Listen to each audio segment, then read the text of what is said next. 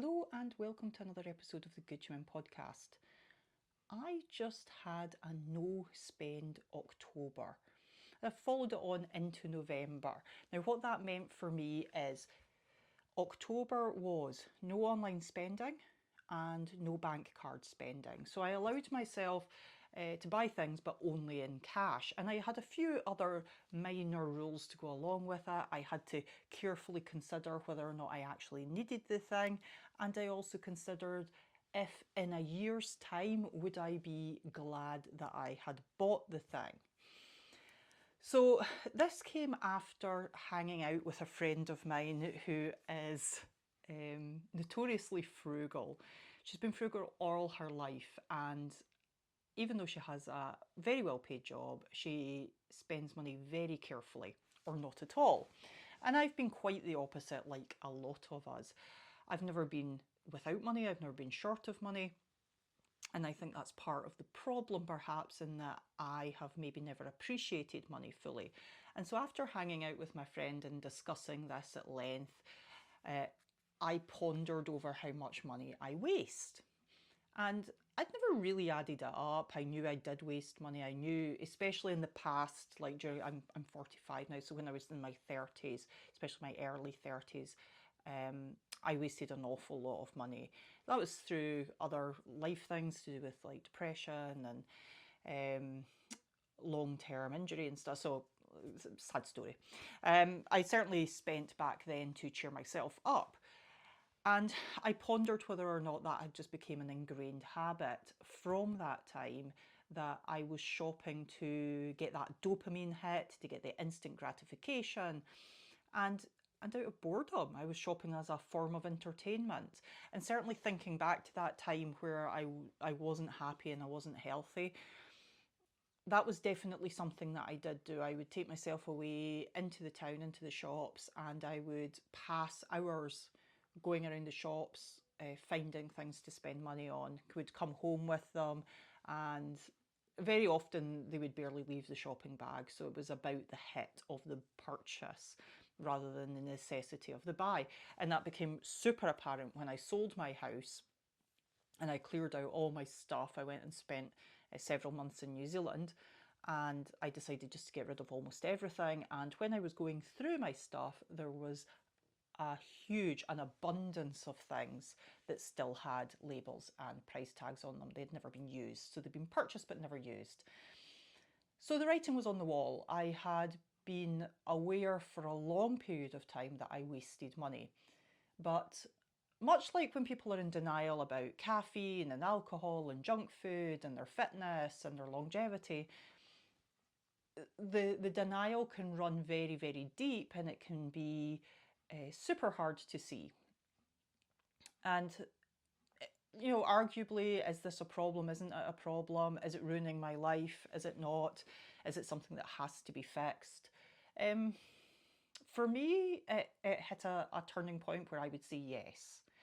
And that's always obvious for myself, because as soon as I hit that turning point that says, yes, this does need fixed, then I find it much easier to go about attacking that problem and finding a solution. As it turned out, this was an incredibly easy solution. So going into it, I didn't actually think I would find it as easy to not shop online as I did. I actually found that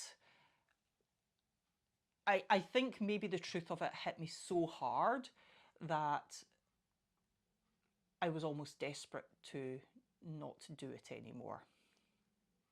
So maybe the pain of continuing with something has to be harder than the pain of the solution. As it turns out, the solution wasn't particularly painful at all. So I pondered over how to go about it and decided that, sorry, a crow just flew out the window there.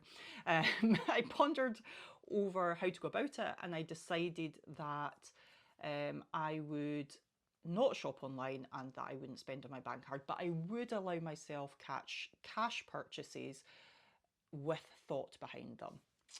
And since doing this in October, I've discussed it with a lot of my peer group, my friends, and it turns out that this hits a nerve with people, it hits a chord with people. And there's been much discussion over this in the last few weeks. Now, I've anecdotally called it a shopping ban. So whenever people are talking about things that are going to involve me spending money, I'm like, no, no, no, I'm on a shopping ban. No. So I'm taking it very seriously, without crying myself to sleep over it. I'm taking it seriously. And here's what happened. So I chose not to check my bank balance throughout October. I chose to run the course of the experiment and then get the result at the end. And the result at the end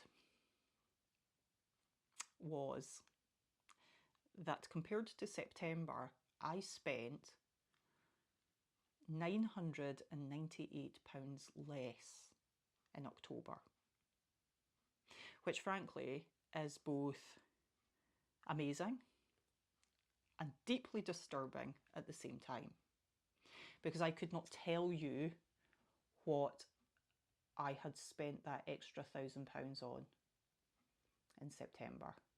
And I didn't go back and check because it's a moot point now.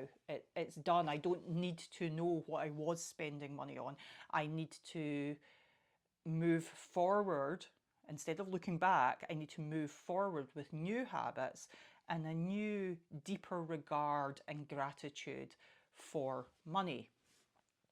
And so I've carried it on very easily into November. It turned out that I really didn't find it difficult to not spend that money. It turns out it was probably quite a trite habit, which is in itself a little disappointing. But facing up to this stuff, it takes a bit of, I'm not going to say you have to be brave to do it. It certainly didn't feel brave, but it definitely felt humbling. Yeah, it felt very humbling.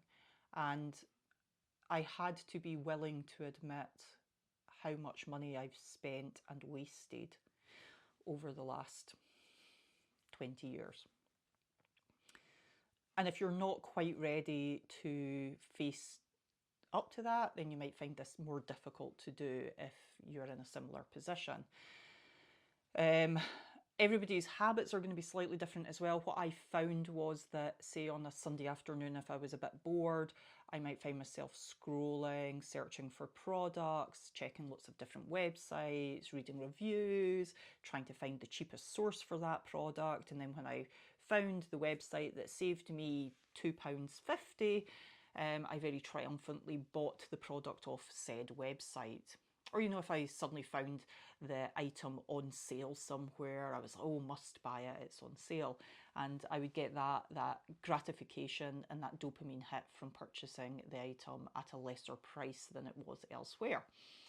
And that was my pattern. That was my repetitive pattern. I'd think of something that I could use or that I wanted, whether it was a book or I think, without going back and like studying old bank balances, that an awful lot of my purchases have been on outdoor kit, because that's what I spend most of my time, my leisure time doing. Also books, a lot of books, but a lot of books that have ended up on the shelf rather than read. Purchasing the words is not equivalent to knowing the contents. And I suspect that will resonate with quite a lot of people. So I think the reason that I wanted to talk about this today is because what I've witnessed in the last few weeks from talking about this to my friends is that this seems to be a very common problem. And as I've talked about it, people have literally said to me, oh my God, Anne, that's me too. And when I've told them that I saved nearly £1,000 in a month, or I didn't spend £1,000 in a month, I could see the cogs turning. And some people flat out just agreed with me, told me their story, and they had a very similar shared experience, sometimes more extravagant than my experience, sometimes less or so, but that's the point. It's all relevant to you as an individual and your income and expenditure and habits and what you're comfortable with. Now, for me, it It was about the money, but it was also about being a victim to the commercialization and the manipulation of capitalism and the pulling power of online shopping. And once I recognised that I had become a victim to those things, I was completely uneasy about it.